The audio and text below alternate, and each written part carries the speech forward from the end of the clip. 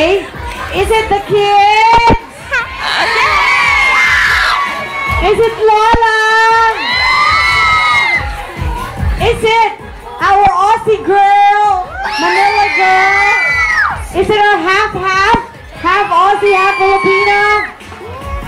Is it our half man, half girl? So, the decision is unanimous. Nanalo ang mga T-back girls. Ang mga T nila nasa back. Ayan. Ayan. Okay. So dyan, kailangan dahil nanalo ang mga bading, kailangan mo silang halikan sa lips. Payag ako, una ka. Oo ba? Sige. Ano? Payag ako, una ka. Kikis ko siya?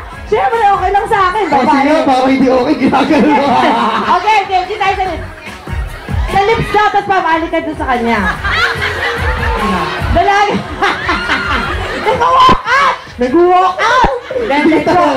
Joke lang. Kaya, ako naman gawa ganito ko yan. Okay!